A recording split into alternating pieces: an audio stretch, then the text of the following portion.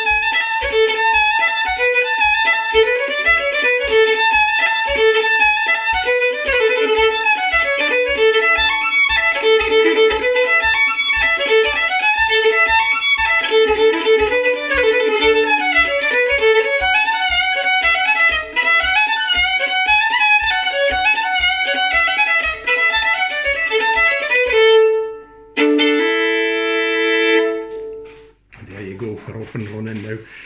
So yeah, a couple of James Scott Skinner tunes to start with. I'm going to continue with Skinner with a slow air that I haven't played for a long time, but I certainly used to compete with this a lot in the past. In fact, the year I won the Glenfiddich Fiddle Championship in 1995, the Glenfiddich Scottish Fiddle Championship at Blair Castle, that was one of the pieces I played. And this is a tune called Ossian, or Ossian is how it looks on the page. And these are kind of legendary poems that were supposedly written by a warrior poet for the 3rd century, the son of Fingal or Finn MacCool. And the poems are common to Ireland and Scotland, but they differ somewhat. And they were certainly recited in winter nights in the cottage. We've got gathered neighbours would have come round, and bards would have recited them. There were sort of tales were told in the halls of chieftains, and they were really just a guideline to how a warrior should conduct himself, or a Highland man should conduct himself. And they were published, fragments were published by James Macpherson in the 1700s, and they were hugely popular and successful. But there's a lot of controversy because there's some doubt as to their authenticity, and a pretty strong belief that he might have forged them, written them himself.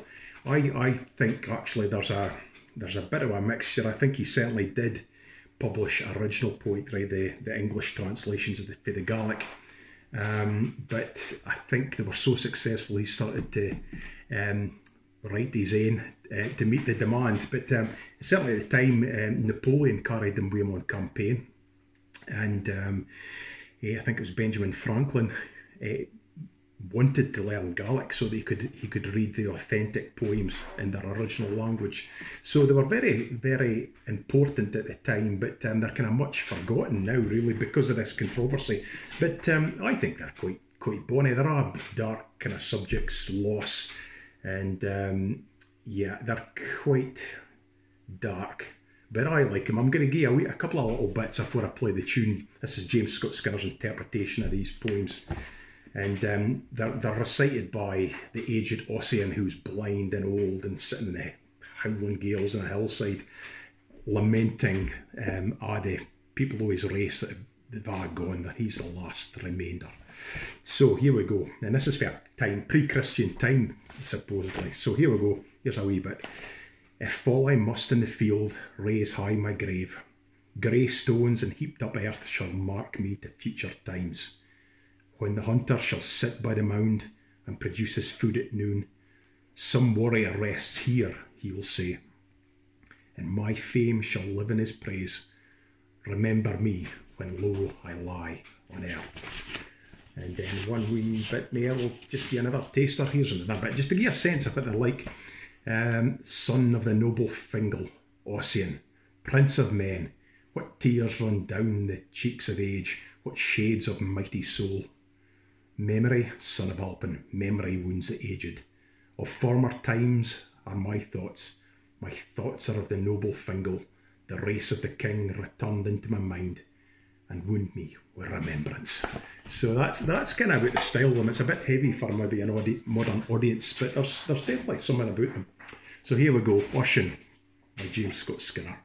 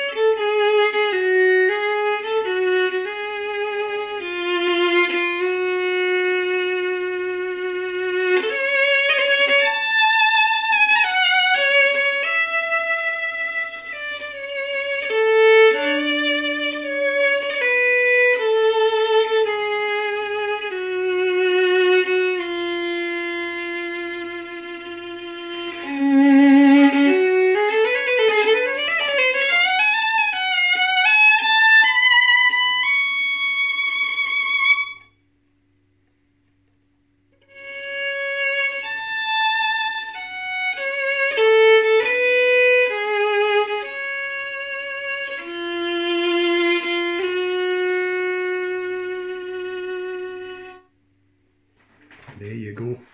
So dramatic stuff. It's quite sophisticated music for something that's considered traditional music. So yeah, powerful tune. I really like that. I haven't played it for a long time though. So anyway, we're going to move on now.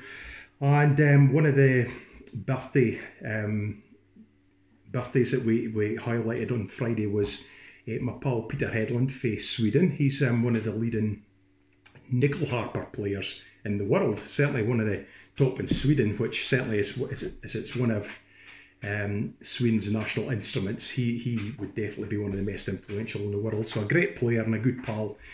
He was across here. He's been the last couple of years actually, and I went across and did a wee tour in Sweden last October. So we saw some sights and had generally a pretty good time. So it was Peter's birthday last week, so I'm going to play one of his tunes.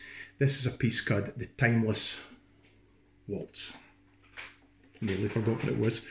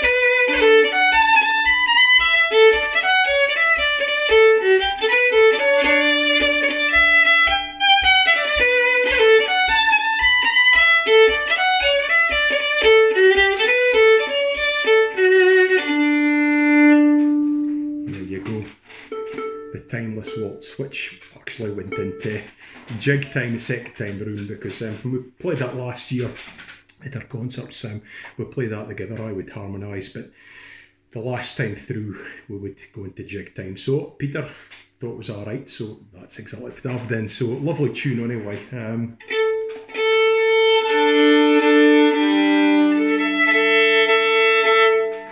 It's called The Timeless Waltz because the first part of it came really quick to him. He said it came really easy, but the second half, it took him forever to get it finished, and I think it might have taken over a year for him to get somebody who was happy with. So that's why it got the title, Timeless Waltz. So I'm going to play a march, Strathspey and Reel now. The first thing is a pipe march by Pipe Major George Stuart McLennan, one of the great composers of pipe music. One of the greatest ever. I mean, he was beating adults in competition when he was about 10, 11, 12. I think they called him the boy genius.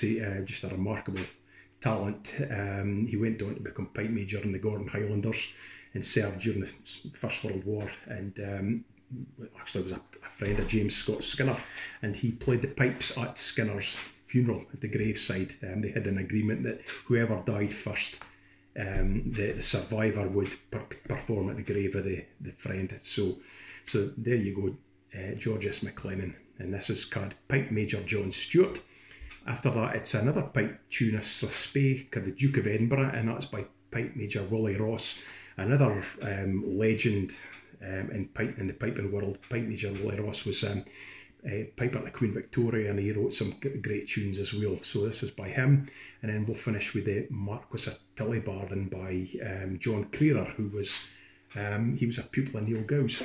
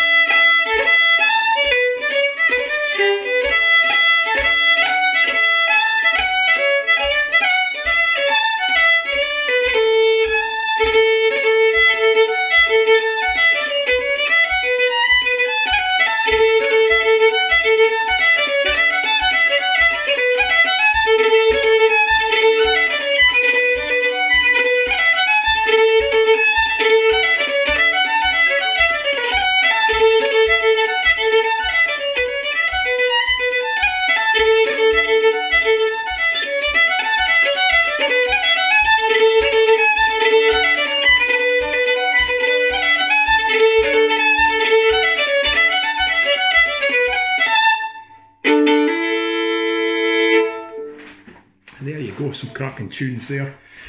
Hi, right, I'm going to move on to some tunes by Neil Gow.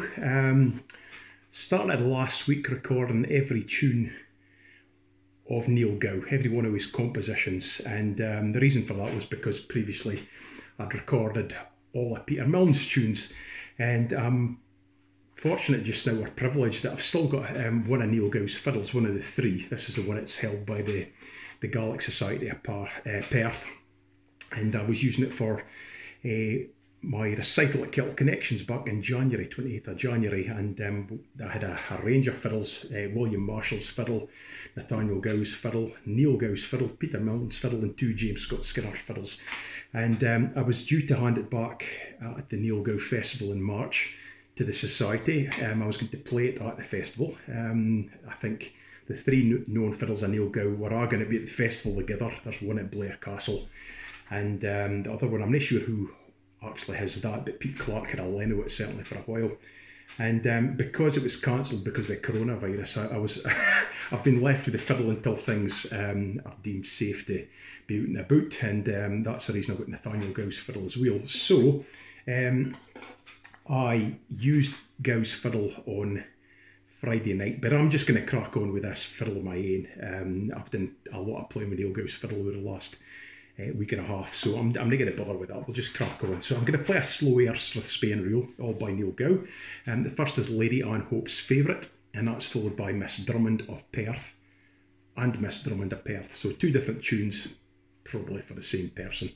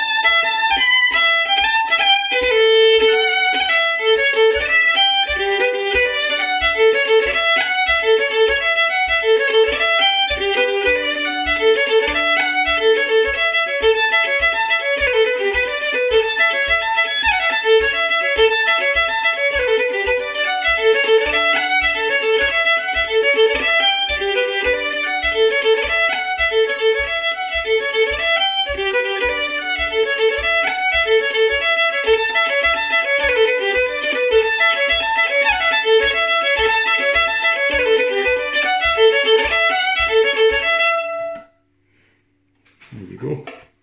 Miss Raminda Perth. She must have been a fair girl, just a couple of cracking tunes like that written about her. So anyway, some tunes by Neil Gow, and we'll continue to record these over the next wee while. I'm getting through them though. I'm up to 51 I've recorded in the last week, so I'm getting through them. But it's a lot of tunes I didn't ken, to be honest. I know quite a few, but I'll have to say about 2/3 of them are no tunes that I've really dabbled with that much. So it's been an interesting week playing his music. So I'm going to finish up now with something quite different for the Scottish fiddle music I normally play. This is actually a tango, and this is a tune called Por una Cabeza, and it's a well-kent tango. The melody is certainly very familiar if you've ever seen the film Scent of a Woman with Al Pacino, and what's the other in Schindler's List, William Neeson. This tune features in both of them, and I learnt this for a South African violinist actually. I heard him playing at a concert on the National Trust for Scotland's cruise the first time I was there, and I was really taken with it. I mean, I love watching folk that can really do the tango. I think it's just a beautiful, passionate dance to watch, and the music it goes with is just full of passion and fire, so I quite enjoy them. But whether I can play this or no is another thing. I used to play it a lot in the past, and I kind of play this without thinking of George Donald, who was an accompanist with me for many years. Learned a lot about music and musicality for George. Fantastic pianist. I mean, he would warm up with Chopin and the Grieg's piano concerto and stuff like that, and come from Huntly originally. When I knew him, he was in Perth. He was deputy rector at Perth High School, but he gave up teaching to go full-time with the Scottish Review, Comedy Review Scotland, of which he was one of the three guys who have a kind of legendary status in the northeast of Scotland. I think they did a 6-week run at His Majesty's Theatre, and it was sold out every single night. That's how big a deal they were, to the point that they're the last folk, I think, to get the freedom of the city of Aberdeen, which I was privileged to be there on the day. So anyway, there we go. This is Por una Cabeza, which I think means to win a horse race by a head. So I believe anyway. Right.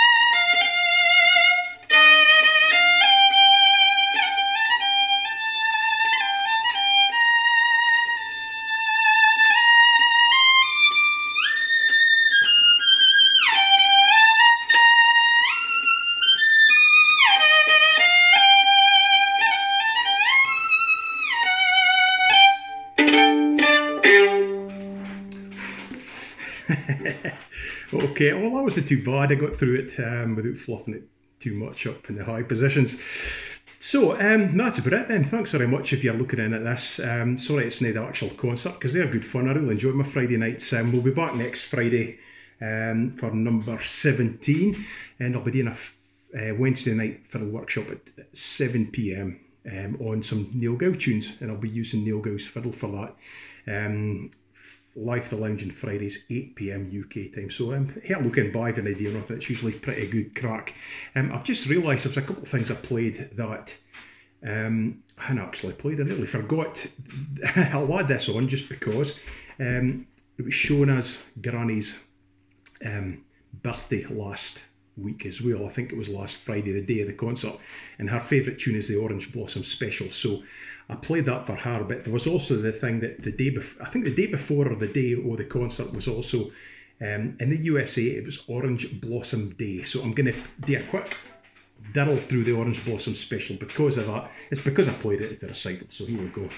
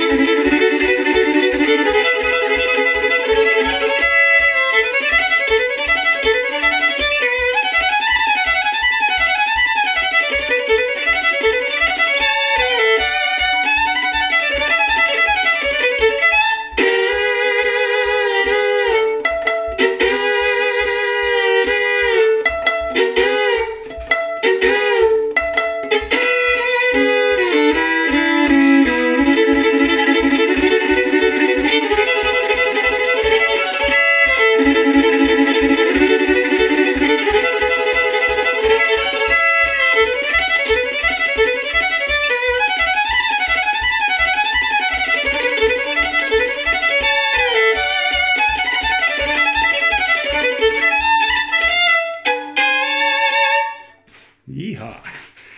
So that's for Gladys. Gladys Webster, shown as Granny, who she's in her 80s, but that was for her birthday last week. And then to finish off the show, Shona joined me with her fiddle and we played out with a good old Scottish tune for a finale.